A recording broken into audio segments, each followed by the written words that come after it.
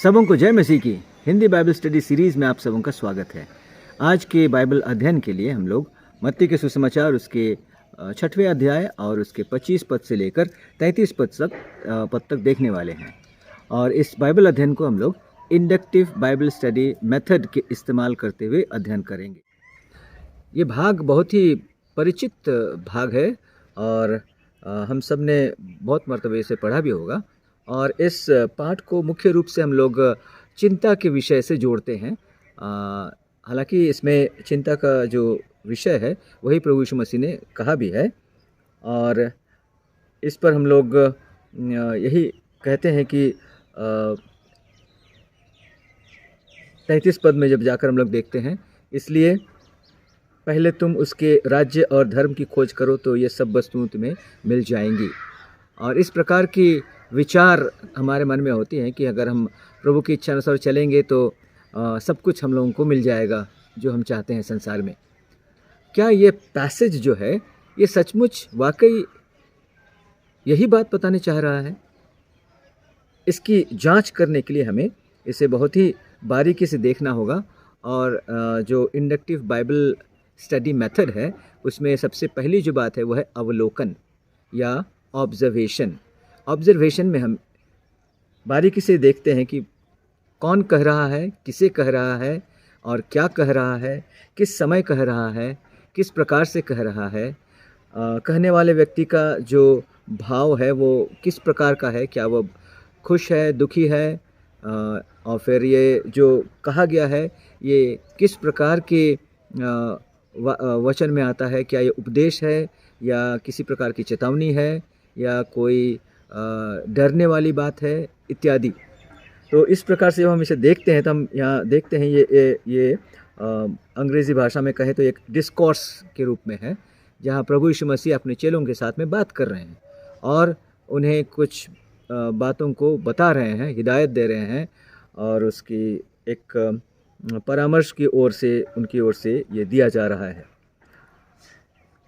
जब inductive Bible अध्ययन हम करते हैं उस समय कुछ शब्द हैं जिन्हें हमें बहुत ही गंभीरता से लेने की आवश्यकता है। जैसा 25 पद को अगर आप देखिएगा, यहाँ पर पहला जो शब्द है वो है इसलिए। तो जब इसलिए शब्द आता है तो अनायासी हमारे मन में एक प्रश्न आता है, किस लिए? किस लिए? और इस बात को जानने के लिए कि ये जो इसलिए आया है ये क्यों आया है, कौन से संदर्भ में आया है, हाँ याद आ गया, संदर्भ भी बहुत ही महत्वपूर्ण है। और जब हम संदर्भ की बात करते हैं तो इसमें हम लोग कहते हैं कि इमीडिएट कॉन्टेक्स्ट है ना, बिल्कुल जो नज़दीक वाला संदर्भ है। अर्थात अगर 25 पद के लिए हम संदर्भ की बात कहेंगे, बहुत नज़दीकी संदर्भ जो है वो उसका 24वां पद है जो हमें कुछ और जानकारी देता है। और एक जो विस्तृत संदर्भ है उसके लिए हमें 6 अध्याय का शुरू से ही देखना है कि कौन से मुद्दा पे बात शुरू हुई थी और कौन कौन सी बातों को प्रभु यीशु मसीह बताते हुए यहाँ पर आए हैं। तो जब इन बातों को हम लोग अपने ध्यान में रख कर सभी बातों को देखते हैं तो इसकी जो मुख्य जो विषय है उसे समझना बहुत ही आसान होता है। और आपका जो ऑब्जर्वेशन है वो जितना सटीक होगा, वचन का अर्थ निकालना भी आपका उतना ही संतुलित होगा और आप जो शिक्षा इससे लेने वाले हैं वो भी बहुत ही संतुलित शिक्षा होगा। जैसा कि हमने देखा कि इस पाठ का जो मूल विषय है वो है चिंता। तो एक प्रश्न आता है, क्या ये सबके लिए है? क्या ये जनरली सबके लिए कहा जा रहा है कि चिंता मत करो, या इसमें कोई विशेषता है? और इसलिए ये जो 25 पद की जो पहला जो शब्द है 25 पद में आने वाला इसलिए शब्द, उसे देखना और उसको 24 पद से जोड़ना बहुत ही ज़रूरी है। 24 पद को एक बार हम देख लेते हैं। यहाँ पर क्या लिखा हुआ है? यहाँ ऐसा लिखा हुआ है, कोई मनुष्य 2 स्वामियों की सेवा नहीं कर सकता, क्योंकि वह एक से वैर और दूसरे से प्रेम रखेगा। वह एक से मिला रहेगा, दूसरे को तुच्छ जानेगा। तुम परमेश्वर और धन दोनों की सेवा नहीं कर सकते। तो इससे बात एकदम स्पष्ट है, एक प्राथमिकता वाली बात आ रही है, प्रायोरिटी। सो प्रभु यीशु मसीह स्पष्ट रूप में कह रहे हैं कि 2 स्वामी की सेवा नहीं हो सकती। निर्णय लेना है किसकी सेवा करना है। और यहाँ पर जो दो स्वामियों की बात कही गई है वो है, एक परमेश्वर है और दूसरा है धन। सो अगर हम वचन में देखेंगे, धन को बहुत जगह एक मूर्ति पूजा के साथ में भी तुलना किया गया है। अगर धन ही हमारे जीवन के लिए सब कुछ होता है तो हमारा जितना भी डेडिकेशन है, जो कुछ भी है, सब कुछ धन के प्रति रहेगा। तो यहाँ पर जो बात मुख्य रूप से कहा गया है कि प्राथमिकता निर्णय करें। क्या परमेश्वर में समर्पित हैं आप, या आपके लिए मूल बात परमेश्वर है, या आपके लिए मूल बात धन है, धन उपार्जन करना है, धन संचय करना है? इसे पहले निर्णय कर लें। दोनों चीज़ एक साथ नहीं हो सकता है। यही बात यहाँ से शुरू हो रहा है। हमें यह भी याद करना है कि ये जो पाठ हम लोग पढ़ रहे हैं आज, ये पहाड़ी उपदेश में से लिया गया है। और पहाड़ी उपदेश में प्रभु यीशु मसीह मुख्य रूप से चेलों के साथ में बात कर रहे हैं, अर्थात जिन्होंने प्रभु यीशु मसीह के पीछे चलने का निर्णय ले लिया है, उसके चेले के रूप में आगे बढ़ने का, उनके साथ बात कर रहे हैं। इसलिए ये सारी बातें मुख्य रूप से उन लोगों के लिए कहा गया है जिन्होंने निर्णय लिया है कि आज से हम परमेश्वर की राह पर चलेंगे, या प्रभु यीशु मसीह के पीछे चलेंगे, प्रभु यीशु मसीह के चेले के रूप में आगे बढ़ेंगे या जिएंगे। ऐसे निर्णय जिन लोगों ने लिया है, उनके लिए ये प्राथमिकता निर्धारित करना बहुत ही आवश्यक है। एक चेले के रूप में हम क्या करेंगे? क्या हम परमेश्वर की भी सेवकाई करेंगे और धन की भी सेवा करेंगे? क्या करेंगे? इसे जानना केवल नहीं, इस पर निर्णय लेने की आवश्यकता है। और जब यहाँ 25 पद में हम देख रहे हैं, इसलिए मैं तुमसे कहता हूँ कि अपने प्राण के लिए यह चिंता न करना कि हम क्या खाएंगे। अर्थात जब हम इस बात को समझकर निर्णय ले लिए हैं कि हम परमेश्वर के ही सेवा करेंगे, तब फिर और सब बातों के लिए जो हमारे फिक्र होती है स्वाभाविक रूप में, दूसरे लोग जो करते हैं, वो हमारे लिए करने की आवश्यकता नहीं है। एक शिष्य के लिए किसी भी हालत पर ये वरी जो है, क्या खाएंगे, क्या पिएंगे, क्या पहनेंगे, ऐसी जो दैनिक आवश्यकता है, उन सारी बातों को लेकर वरी होना, चिंतित होना, फ़िक्रमंद होना, व्याकुल होना, ये कतई जायज़ नहीं है। यही बात को प्रभु यीशु मसीह यहाँ पर बताने चाह रहे हैं। और जब हम इसे विस्तृत रूप में देखते हैं, यहाँ पर 6 कारण दिए गए हैं कि क्यों हमें, जो प्रभु यीशु मसीह के चेले हैं या प्रभु यीशु मसीह के अनुयायी हैं, हमें फ़िक्र करने की आवश्यकता क्यों नहीं है। इसके विषय में 6 बातों को कहा गया है। और इसका जो पहला बात है, हम देखते हैं 26 पद में हमें मिलता है, जहाँ पर इस प्रकार से लिखा हुआ है, आकाश के पक्षियों को देखो, वे न तो बोते हैं, न काटते हैं, न खत्तों में बटोरते हैं, तो भी तुम्हारा स्वर्गीय पिता उन्हें खिलाता है। आकाश के पक्षी, हाँ, वो हम देखते हैं उन्हें सुबह से वो चारों तरफ घूमते हैं, उड़ते हैं और फिर अपने खाना संग्रह करते हैं। कहने का तात्पर्य, सृष्टि में की जो भी बातें हैं, हर एक प्राणी के लिए परमेश्वर का एक उद्देश्य है, और इसलिए हमें वरी करने की या चिंतित होने की या फिक्रमंद होने की कोई आवश्यकता नहीं है। दूसरी बात हम पाते हैं 28 पद में, जहाँ पर लिखा हुआ है कि परमेश्वर उनके लिए उपाय करता है। और वस्त्र के लिए क्यों चिंता करते हो, जंगली शोषणों पर ध्यान करो कि वे कैसे बढ़ते हैं, वे न तो परिश्रम करते न काटते हैं, तो भी मैं तुमसे कहता हूँ कि सुलेमान भी अपने सारे विवाहों में उनमें से किसी के समान वस्त्र पहने हुए नहीं था। ऐसा कहने का तात्पर्य यह है कि परमेश्वर हर चीज़ के लिए उपाय करता है। जंगल के जो शोषण फूल होते हैं, उसके लिए पानी डालने वाला, देखभाल करने वाला कोई नहीं होता, लेकिन वे फूल भी फूलते रहते हैं, और जब फूलते हैं तो अपनी सुंदरता में, मतलब सुंदरता के शीर्ष में रहते हैं।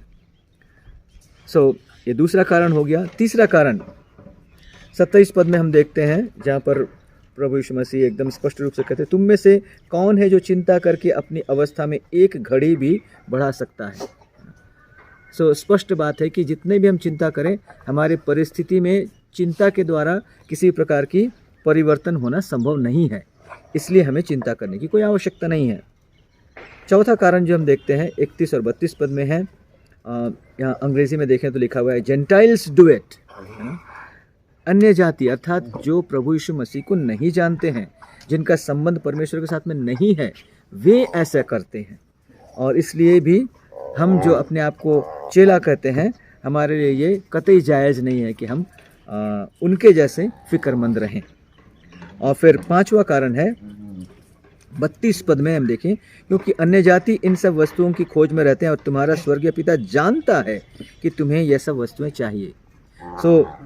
जो पांचवी बात, इसलिए 32 पद के अनुसार जो पांचवा कारण है हमें क्यों चिंतित नहीं होना है, वह यह है कि परमेश्वर को हमारी आवश्यकताएं मालूम है, इसलिए हमें चिंता करने की कोई आवश्यकता नहीं है।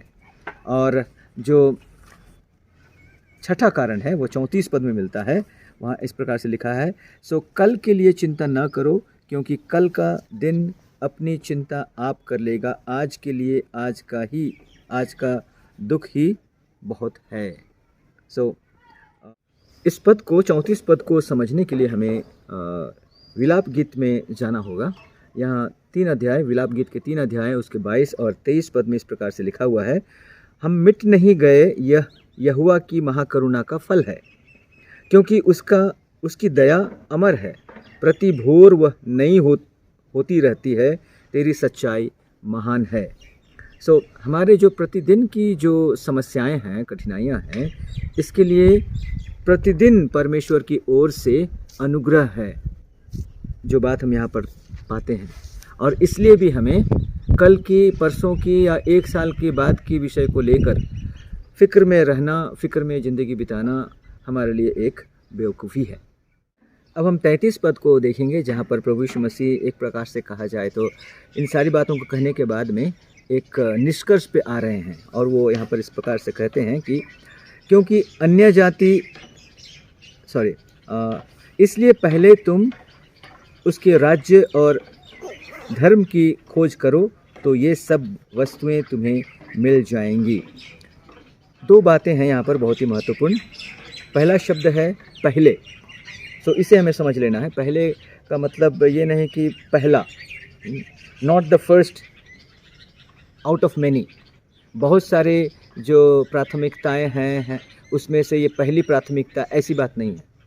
पहला कहने का तात्पर्य है एकमात्र, एक मसीह के लिए, एक विश्वासी के लिए, एक चेला के लिए, प्रभु यीशु मसीह के अनुयायी के लिए एकमात्र प्रायोरिटी, एकमात्र प्राथमिकता जो है, उसकी बात प्रभु यीशु मसीह यहाँ पर कर रहे हैं। दूसरे लोगों के लिए बहुत सारे प्राथमिकताएं हैं, लेकिन जब हम अपने आप को मसीह करते हैं, परमेश्वर में भरोसा रखने वाले जन कहते हैं, हमारे लिए एक ही प्राथमिकता है, और उसी प्राथमिकता के बारे में प्रभु यीशु मसीह कह रहे हैं। और वो प्राथमिकता क्या है? इसलिए पहले तुम उसके राज्य और धर्म की खोज करो। खोज है ना। और जब ये खोज की बात आती है, यहाँ पर 3 बातों का होना बहुत ज़रूरी है जब हम खोज की बात कहते हैं। पहली बात है कि किस प्रकार से खोजना। अंग्रेजी में हम कहते हैं अ डिलिजेंट सीकर, ऐसा खोजी जो हर दिन बहुत मेहनत से, चाहे कितनों निराशा भी क्यों ना उस पर आए, वो अपना खोज जारी रखता है, डिलिजेंट सीकर। और दूसरी जो बात हम देखते हैं यहाँ पर, एक निरंतरता को कायम रखने वाला, कॉन्सिस्टेंट सीकर। केवल आज खोज लिया, कल नहीं खोजा, परसों नहीं खोजा, फिर अचानक से खोज लिया, ऐसा नहीं।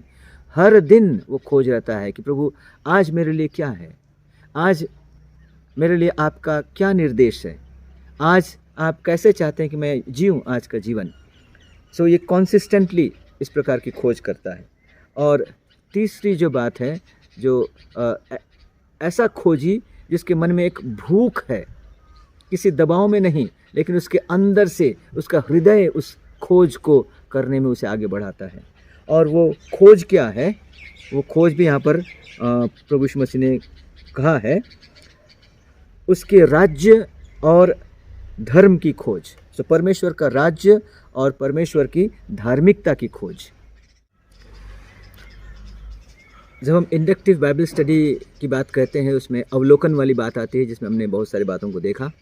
उसके बाद हमने उसका कारण खोजने की कोशिश की, क्यों कहकर, क्यों हमें फ़िक्र नहीं करना है या चिंतित नहीं होना है, ये विश्लेषण की बात आती है। और उसी सिलसिले में हम देख रहे हैं 33 पद को, जहाँ पर एक कंक्लूजन या एक निष्कर्ष के रूप में प्रभु यीशु मसीह इन सारी बातों को कह रहे हैं कि क्यों हमें फ़िक्र नहीं करना है। क्योंकि फ़िक्र करने से भी उत्तम जो बात है उसके बारे में प्रभु यीशु मसीह बता रहे हैं। Instead of worrying do this, do what. 33 पद जो कहता है कि इसलिए पहले तुम उसके राज्य और धर्म की खोज करो तो ये सब वस्तुएं तुम्हें मिल जाएंगी। एक विश्वासी के लिए, एक चेला के लिए, प्रभु यीशु मसीह के चेला के लिए जो सबसे मुख्य बात है या एकमात्र प्राथमिकता है, वो है उसके राज्य की खोज करना, उसकी धार्मिकता की खोज करना। हम सब ये कहते हैं कि स्वर्ग राज्य के हम नागरिक हैं। हर एक स्वर्ग राज्य के नागरिक के लिए ये बहुत ही आवश्यक बात है कि स्वर्ग राज्य के नियम, कानून, तौर तरीकों के बारे में प्रतिदिन वो खोज करे। उसे पता हो कि कौन सी बातें परमेश्वर को अच्छा लगता है, कौन सी बातें परमेश्वर को अच्छा नहीं लगता है, इसकी खोज। और किस प्रकार की जीवन शैली परमेश्वर चाहता है, कौन सी नैतिक स्तर का पालन करते हुए वो हमें देखना चाहता है। और ये सारी बातें हमारे लिए इसलिए भी आवश्यक है, जब हम इन सारी बातों को खोज करते हुए इस अनुसार धार्मिकता में बढ़ते हैं तो प्रतिदिन हम ख्रीस्ट के स्वरूप में बनते जाते हैं। हर विश्वासी, हर मसीह के लिए जो एक उद्देश्य है वो है ख्रीस्ट के स्वरूप में बनते जाना।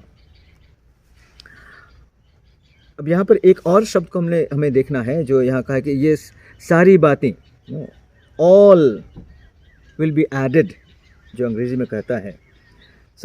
बहुत समय लोग सोचते हैं कि हर प्रकार की जो सांसारिक सुख सुविधा है वो हमें मिल जाएगी, और इस प्रकार से वो ये ऑल शब्द को लेते हैं। लेकिन जब हम स्वर्ग राज की खोज करते हैं, जब हम परमेश्वर की धार्मिकता की खोज करते हैं, तो उसमें ये सांसारिक बातों की कोई जगह नहीं है। इसे हमें अच्छी तरह से समझना है। जब हम परमेश्वर की प्राथमिकता को अपनाने लगते हैं, तब परमेश्वर उन प्राथमिकताओं के अनुसार हमें आत्मिक वृद्धि देता है, जिससे हम एक संतुष्टि का अनुभव करते हुए आगे बढ़ते हैं, और हर प्रकार की जो वरी है उससे हम लोग अलग होते हुए आगे बढ़ते हैं। हमने जितनी बातों की चर्चा की यहाँ पर, इसके आधार पे अब इस निष्कर्ष क्या निकलता है। तो पहली बात जो है, प्रभु यीशु मसीह वरी नहीं करने के लिए कह रहे हैं। क्यों वो ऐसा कह रहे हैं? इसका जो मुख्य बात यह है कि जब हम वरी करते हैं या चिंतित होते हैं, तभी जाके हमारे अंदर दो स्वामियों की सेवा वाली बात आ जाती है। ये वरी ही है जो हमें दो मालिकों की सेवा करने की ओर ले जाती है। और इसलिए प्रभु यीशु मसीह कह रहे हैं कि वरी नहीं करना है। क्या करना है? प्राथमिकता को समझना है और उस प्राथमिकता को पकड़ना है।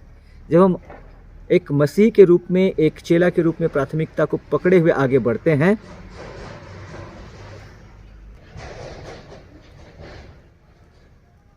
तब हमारा जीवन बिल्कुल लक्ष्य केंद्रित होता है।